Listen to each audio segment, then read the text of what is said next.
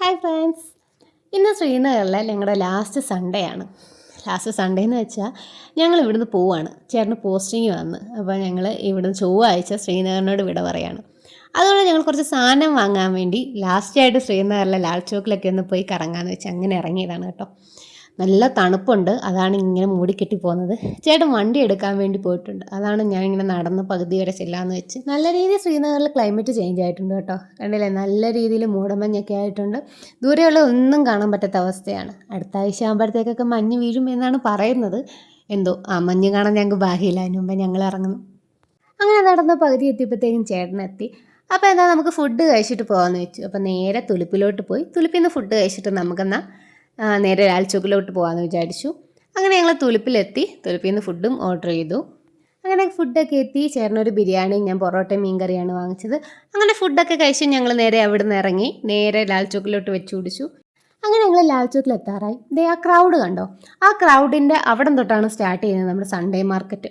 ഈ ടൈമിൽ നമ്മളിവിടെ വരുവാണെങ്കിൽ, അതും സൺഡേ മാത്രം വരുവാണെങ്കിൽ, നമുക്ക് 100 രൂപ തൊട്ട് തണുപ്പിൻ്റെ എന്തും വാങ്ങാം. എല്ലാ സാധനവും കിട്ടും. കുറച്ച് ബാർഗെയിൻ ചെയ്താൽ അതിലും കുറയും. ബട്ട് 100 രൂപയുടെ സാധനങ്ങൾ കുറയാൻ ചാൻസ് ഇല്ല കേട്ടോ. അങ്ങനെ ഞങ്ങൾ കുറച്ചും കൂടെ അവിടെ വണ്ടി പാർക്ക് ചെയ്തിട്ട് കുറച്ചും കൂടെ നടന്നു. ഇഷ്ടംപോലെ നടക്കാനുണ്ട് കേട്ടോ സൺഡേ മാർക്കറ്റിൽ. നടന്ന് നമുക്ക് തപ്പിയെടുക്കാനുള്ള സാധനങ്ങൾ ഇഷ്ടം പോലെ ഉണ്ട്. ബഡ്ജറ്റ് ഫ്രണ്ട്ലി ആയിട്ടുള്ള സാധനങ്ങളുണ്ട്. കുറച്ചും കൂടെ ബാർഗെയിൻ ചെയ്യുകയാണെങ്കിൽ അതിലിന്നും കുറഞ്ഞ് കിട്ടും. പിന്നെ സൂചി കുത്താൻ സ്ഥലമില്ലെന്ന് പറയില്ല, അതുപോലാണ് സൺഡേ മാർക്കറ്റിൽ വന്നാൽ. അതിൻ്റെ ഇടയ്ക്ക് ചേട്ടൻ അവിടെ എന്തോ എടുക്കുന്നുണ്ട്.